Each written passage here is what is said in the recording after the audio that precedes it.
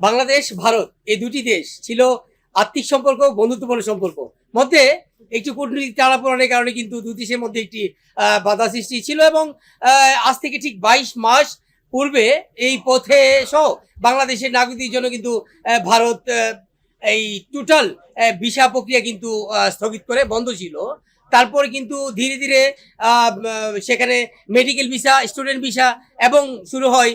Business বাণিজ্য visa. সেখানে এই ভিসা দিয়ে লোকজন চলমান আসা যাওয়া থাকলেও সম্প্রতি কিন্তু ট্যুরিস্ট ভিসা চালুর ঘোষণা দেয় এবং সেটা মহেন্দ্রক্ষণ হলো আগামীকাল রোববার যে 28 জুন ঠিক সকাল থেকে কিন্তু ভারত তাদের ভিসা প্রক্রিয়ায় 5টি স্থানে কিন্তু ঢাকা, চট্টগ্রাম, খুলনা, রাজশাহী সহ এই ভিসা প্রক্রিয়া ট্যুরিস্ট ভিসা দিচ্ছে। 12ই জুন ভারতের যে বাংলাদেশে নিযুক্ত হাই কমিশনার দীনেশ ত্রিবেদী সে কিন্তু বাংলাদেশের যে বেনাপোল এবং ভারতের যে পেট্রাপোল রয়েছে, ভারত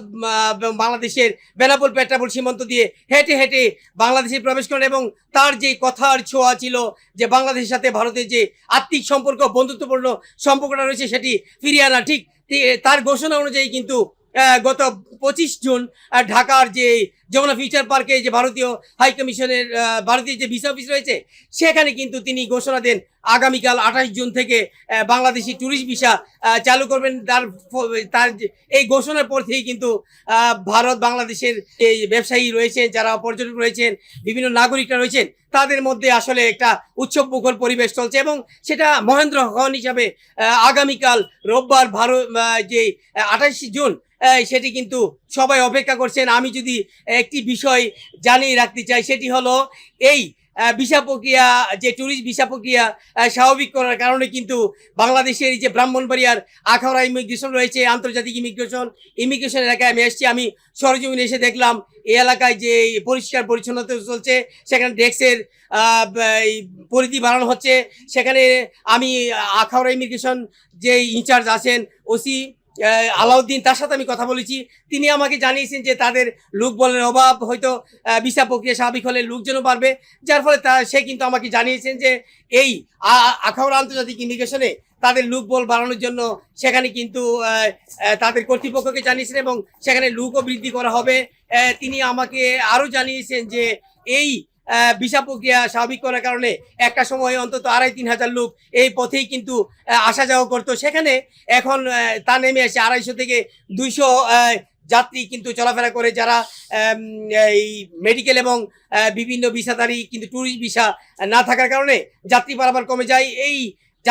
ট্যুরিস্ট ভিসা দেওয়ার কারণে যাত্রী পারাপার বাড়বে, যার ফলশ্রুতি কিন্তু সে আখাউড়া আন্তর্জাতিক ইমিগ্রেশনে সেখানে কিন্তু যে তাদের সেবার মান বৃদ্ধি করার লক্ষ্যে যা যা করার ঠিক তাই করছেন আখাউড়া যে কাস্টমস কর্তৃপক্ষ আছেন, তাদের লোকজন এবং বিভিন্ন প্রক্রিয়ায় যাত্রী সেবার মান বৃদ্ধি করার লক্ষ্যে তারা কিন্তু কাজ করে। একটি বিষয় আমি জানিয়ে রাখি, সেটা হলো আখাউড়া আন্তর্জাতিক ইমিগ্রেশন ইন্টিগ্রেটেড চেকপোস্ট করার জন্য ইতিমধ্যে কিন্তু প্রায় 150 কোটি টাকার কাজ, উন্নয়নমূলক কাজ চলছে। সেখানে একই ছাদের নিচে বিজিবি, কাস্টমস এবং ইমিগ্রেশন তাদের যাত্রী সেবার মান উন্নয়নে সেটা কার্যক্রম দেওয়ার লক্ষ্যে সেটা কিন্তু উন্নয়নমূলক কাজ চলছে এবং বর্তমানে যে যাত্রীরা আসবেন এবং সেখানে ডেস্কের যে সেবা দিবেন তার জন্য কিন্তু যে এসিগুলো নষ্ট হয়েছিল বা অকিছু ছিল সেগুলো কিন্তু কাজ চলছে এবং এই রাস্তা সহ এই ইমিগ্রেশন এলাকা, কাস্টমস এলাকায় তাদের যে সৌন্দর্য বর্ধনে একটি সৌহার্দ্যপূর্ণ সম্পর্কের একটি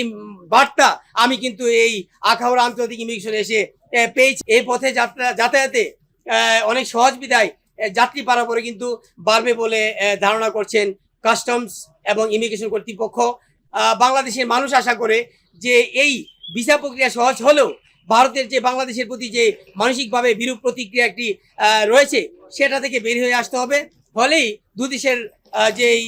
বন্ধুত্বপূর্ণ সম্পর্ক, যে আর্থিক সম্পর্ক যাই বলেন, সেটা কিন্তু দূর হয়ে আবার পূর্বের মতো যাত্রী পারাপার বাড়বে। সেই ছিল আমার কাছে সর্বশেষ তথ্য। মহিউদ্দিন মিশু, যমুনা টেলিভিশন, আখাউড়া।